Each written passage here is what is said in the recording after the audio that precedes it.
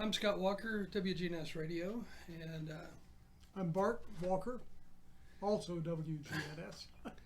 so we started back in 1947, but I guess really we started back in 1946, if you really want to go back in time, whenever the idea of the radio station was born and the license was obtained, the tower was built, and the tower is in the same location where it originally started, which is in the wetlands, Murphy Spring wetlands. It wasn't quite as wet down there back then, but that original tower was built in 1946, and then in 1947, on January 1, that was our first full day of broadcasting. So we really went on the air, the December before, on New Year's Eve, right around 10 o'clock at night or so, and then the first full day followed 1947, January 1st. So been here now for 75 years. Been at this location since I guess about 1950 something. Before that, we did broadcast from the side of the tower for a good while, but we also broadcasted near Shacklett's Photography, and used to be the Elrod's building. We used to be there.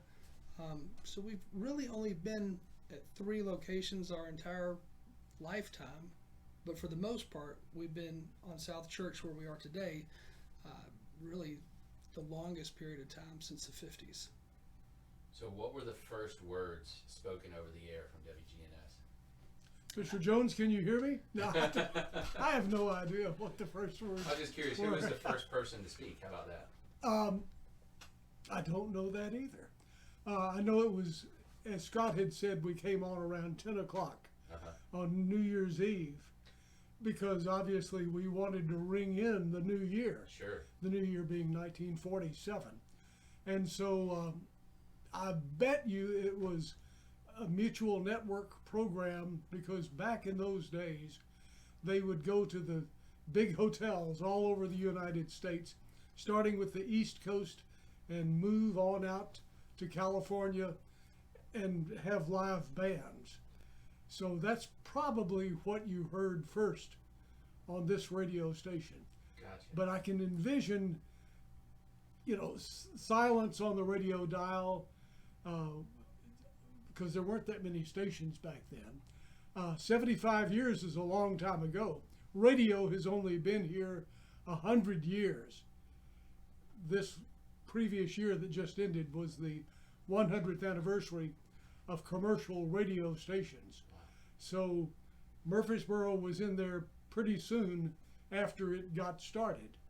And our first building, which he mentioned being at the transmitter, was a 2-story building at the transmitter, well, about 300 feet from the transmitter.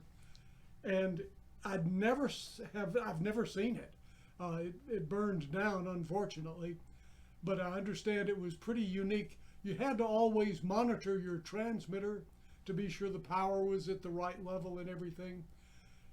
They didn't have the equipment then that we do now to do it with, so they put in a clear brick floor, put the transmitter below the studio, and the guy who was on the air, or lady who was on the air, looked through their legs through this clear brick floor, and they could see the transmitter, and they knew that it was running properly. So I always thought that was pretty interesting, and people would line up to come and sing on the radio back then. That was a big deal. Yeah. People always wanted to do some singing, and still it's popular. We still have some shows on the air where people come and sing on the radio, but everybody wanted to be on the radio back then, and they lined up to do it. Now, as far as programming goes, what was the programming then, and then maybe what's the programming now, and how has that evolved over 75 years? Okay, you want to share that? Yeah, over the years it has changed. And back in the 40s, it's interesting because we did a lot of remote broadcast on the Seward Air Force Base, which is located in Smyrna. And they did big band type music, and we broadcast all those events. And we continued to broadcast music all the way up And the music changed, of course, over the years as the years progressed. But we broadcast music up until, I would say, around 1998 or so, right around that era, I think. And then we switched over to news and sports and what's known as talk radio. And then after we made that switch, we stuck with it, and we still focus on local news stories, local weather, local traffic, all of that today. The beauty of talk radio, I think, is that, first of all, it is the only format that reaches all age groups. Music is a big divider for ages and also types of people. Talk radio, if you love baseball, you know you're going to hear it here. If you love MTSU sports, any kind of MTSU sports, you're going to hear it on WGNS. If you love high school sports, you're going to hear it right here. Doesn't matter your age, anything like that. So I think one of the things that got us really interested in talk programming was going to the International Folk Fest. You're probably thinking, how in the world would that make you want to do talk radio? It was so impressive to see these folk groups from different countries coming in, and all ages were involved in it. Really older people and really younger people and everyone in between. And I always thought, boy, that would be neat if you could do that with radio and have something that many people would love. So in the 1990s, we switched to all talk radio, hoping it would work to a degree, thinking it would be an alternative for choices, but it has now become the #1 format, the most popular format in the United States. Do you think some of that has to do with the accessibility of music? So, you know, in the 70s, you bought LPs or 8-tracks or, you know, the 45s or whatever, and now everybody's got an infinite library of music in their pocket on their phone. I think that had, to a degree, I don't know that it did in the 90s when we made that transition, but I think that we were fortunate because those other things have come along. Technology changes everything, and WGNS tries to stay with technology. That's why right now you can hear us on the radio, on AM, on FM. You can hear us on your smartphone. You can hear us on your computer. You can hear us on every podcast major format in the world, whether it's Stitcher or iTunes or Google or any of them, as well as our own website having our podcast. So you got to stay with the trends. Yeah. How many different on-air personalities do you guys have right now? Oh, gee. Well, I mean, we've got a lot of local folks who do local programming, local news. Overall, we've got roughly 19 employees, part-time, full-time, but we have like Brian Barrett, who's dedicated to doing local news, and he does the early morning show, then he does the 10 o'clock show, and we've got a lot of folks who do things throughout the day to cover local news stories, daily news stories. So when you talk about on-air personalities, there's quite a few people who are part of WGNS who add to the airwaves different things every single day, you know, from doing a full show to just doing a news story to doing a weather forecast. So we have a lot of folks who are local, who are part of WGNS, who add their talents on the air all the time. That's our goal, to be focused local. And about 6 months ago, we added another transmitter. When people think, well, why would you add another transmitter? Wherever you put your transmitters, that means your signal is going to be stronger there.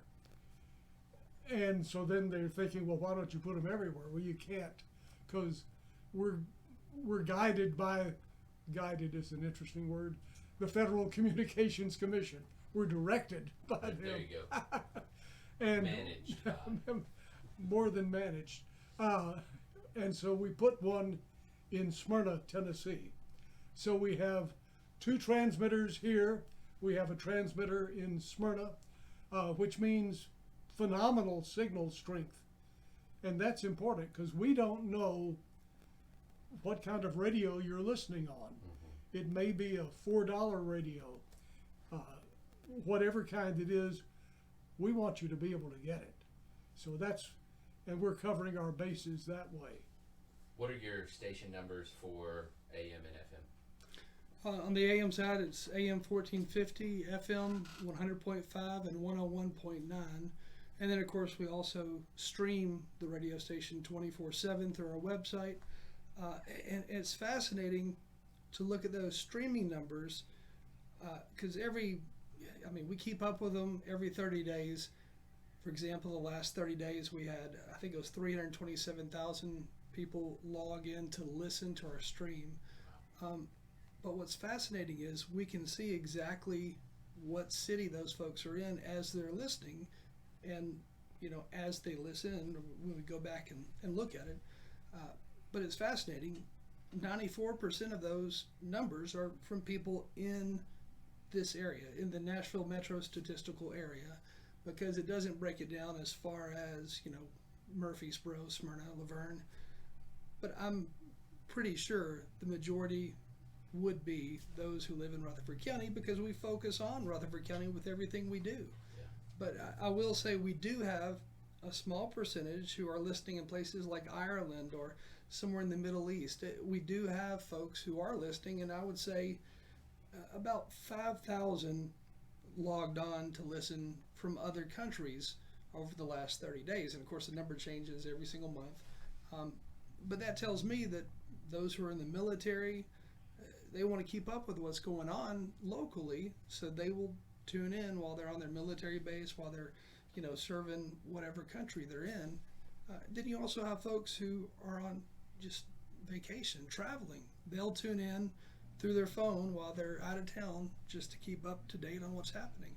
Yeah, that's cool. Who has been the most outrageous person that you have interviewed?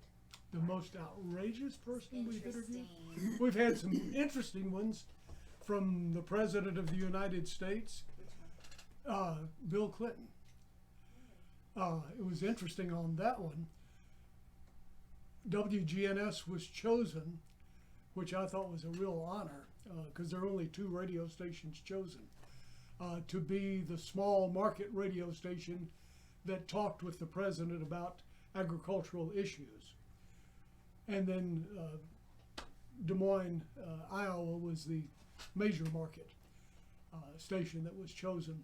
So we had an opportunity to talk with the president and the agricultural secretary about major issues in agriculture. I wanted to be sure we had the right questions. So I went and talked to a lot of farmers, went to the co-op, found out what the big issues were, and we were ready for local issues, because that's what we are. Right. And they asked us to submit the questions.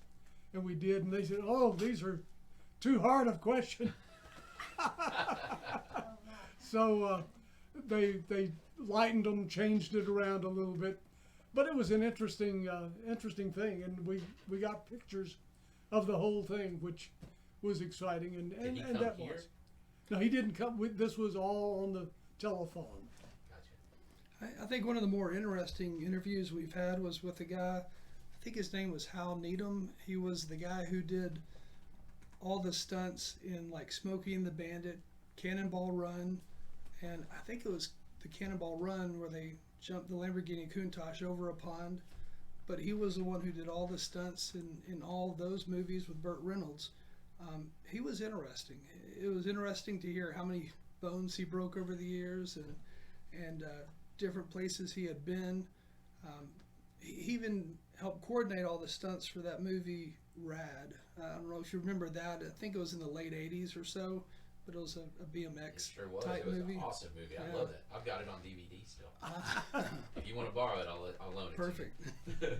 But he was probably, I thought, one of the most interesting, most fascinating, just because of all the different movies he had a part of, or coordinated stunts in, or actually did the stunts in, and he was fascinating. And we interviewed him. I bet it was about maybe 4 years before he passed away. I mean, he was probably 80 something, maybe 90 when he died.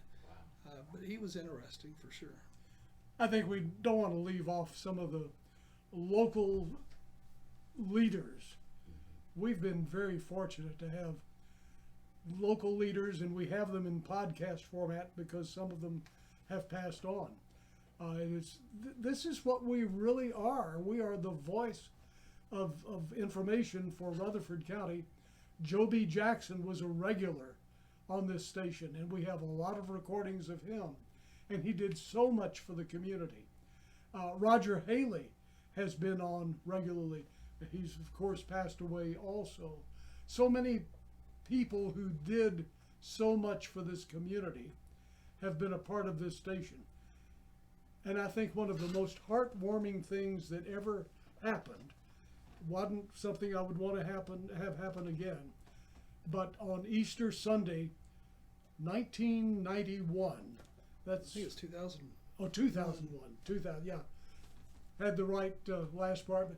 2001, Easter Sunday, a storm came through, and we're in storm season now, and took our tower down. 328-foot tower. That takes you back a bit. Took us off the air. And we had to go through the Board of Zoning Appeals to get a waiver to put it back, because the height of the tower is based on your frequency, where you are on the dial. So we had to put back a 328-foot tower. You never know what's going to happen in a BZA meeting, because those are public meetings. The place was packed. And I thought, what is going to happen? I mean, you don't know.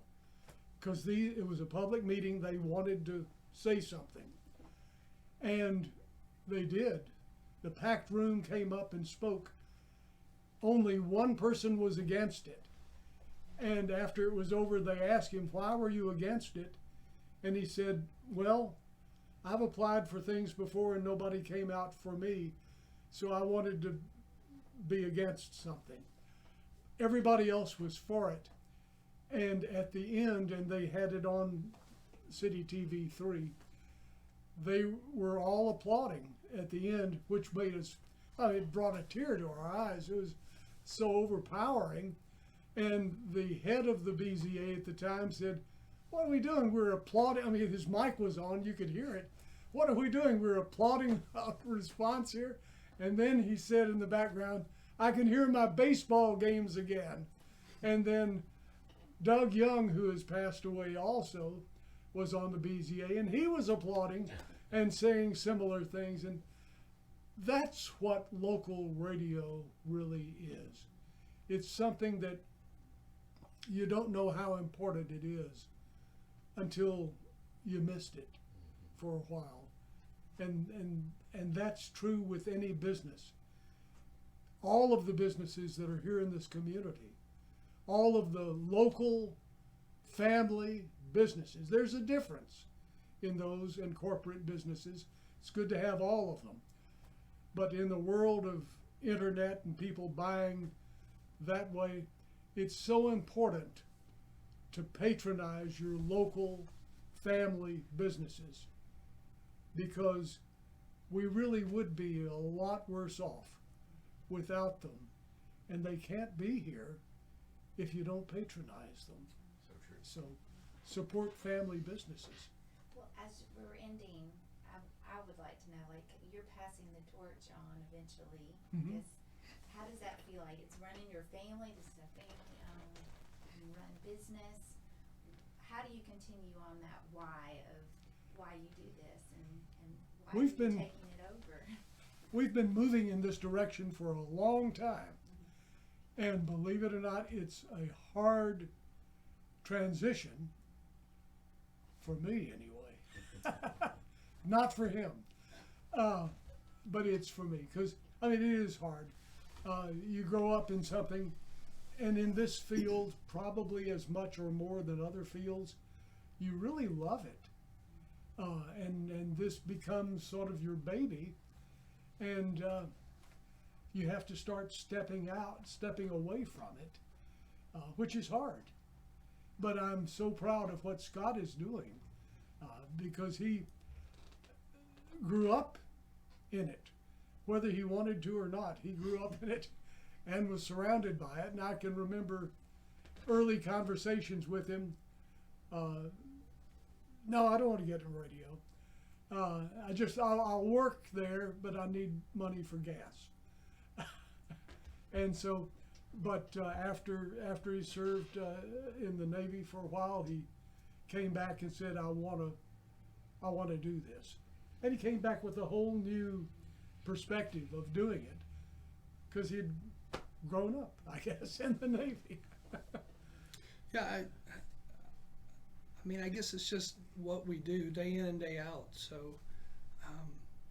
it's not as if there's some massive change or something. I don't know how you would describe it with the family business, but you just kind of continue to do what you do, not including the aspect of, growing technologically speaking, because there are certain things we'll do over the years to come that, as all radio stations will do.